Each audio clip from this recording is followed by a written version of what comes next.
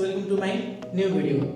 आज चाहिँ म तपाईहरुलाई नेपालमा रहेको झरनाहरुलाई चाहिँ कसरी सम्झिने भनेर चाहिँ एउटा छोटो भिडियो लिएर आएको छु। मन परेमा लाइक, शेयर, सब्स्क्राइब गर्न पनि नभुल्नु होला। र नेपालमा रहेका झरनाहरुलाई चाहिँ मैले एउटा सूत्र मार्फत यसलाई चाहिँ याद गर्नको लागि एउटा सूत्र बनाएको छु र यो सूत्र मार्फत धेरै नेपालमा भएका धेरै झरनाहरुलाई चाहिँ समेट्न सकिन्छ।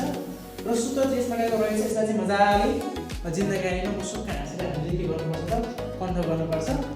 सूत्र चाहिँ यस्तो छ कि ओखलढुङ्गामा पोकली रहेछ चिलुवा रातो माटी, सुसाङ र पावन हेर्दै पाल्पा जिल्ला काटे, धादिङको ढुङ्गा जमुना खहरे र रानी, तीन धारे बाहुबली काभ्रे पोलाञ्चोको खानी, शङ्खर झरना जुम्मनामा नौ छहरे हुम्ला, भोजपुरको महावीर रजको साइला, मनाङामा चेपे रहेछ मुगुमा घ्याम्से, रुवालो प्रतिबुङ खोटाङामा बस्से, काभ्रेमा छ तीन धारे, ललितपुरमा सिम्बा भोरासी गरेर यसरी नेपालमा रहेका धेरै झरनाहरूलाई चाहिँ यहाँ सम्झिएको छ। जस्तो कि ओखलढुङ्गामा चाहिँ पोकली झरना र चिलुवा र रातमाटी झरना रहेछ भनेर सम्झिनु पर्यो। त्यसै गरी सुसाङ र पावन हेर्दै भनेको सुसाङ झरना र पावन झरना चाहिँ 5 जिल्लामा रहेछ भनेर बुझ्नु पर्यो। धादिङमा चाहिँ के रहेछ त गङ्गा जमुना खहरे र रानी झरना चाहिँ कहाँ रहेछ त धादिङमा रहेछ भनेर सम्झिनु पर्यो।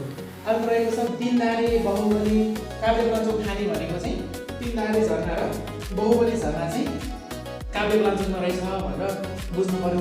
अनि शङ्खर झरना भने शङ्खर झरना चाहिँ जुम्लामा छ, नौ छहरे हुम्ला हैन। त्यसै गरी भोजपुरको महावीर रजको साइला भनेर रहेको छ। मनाङमा चाहिँ के रहेछ त मनाङमा चेपे रहेछ, मनाङमा चेपे झरना चाहिँ मनाङमा रहेछ। मुगुमा घ्याम्से भनेको मुगुमा चाहिँ घ्याम्से झरना रहेको छ। रुवालको र दिपुङ खोटाङमा बस्से भनेको रुवाल झरना र दिपुङ झरना चाहिँ खोटाङमा पर्छ भनेर बुझ्नु पर्यो।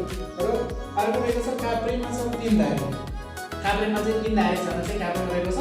र ललितपुरमा चाहिँ सिम्बा भोरासी भनेर यसरी चाहिँ मैले नेपालमा रहेका झरनाहरूलाई चाहिँ सम्झिनका लागि चाहिँ एउटा छोटो भिडियो लिएर आएको छु, उपस्थित भएको छु। र पक्कै पनि तपाईँको माया र ममताले चाहिँ म अझै अगाडि बढ्छु भन्ने आशा लिएको छु। र जिन्दगानीमा यसै गरी मुसुक्क हाँसेर यसलाई सतर्क राम्रोसँग लेख्नु होला र मुसुक्क हाँसेर यसलाई पढेर के कस्तो रहेको छ एक्चुअली तपाईँले कमेन्ट पनि गर्न सक्नुहुन्छ। कमेन्ट गर्न लाइक, सब्स्क्राइब, सेयर र कमेन्ट गर्नु नभुल्नुहोला। Thank you.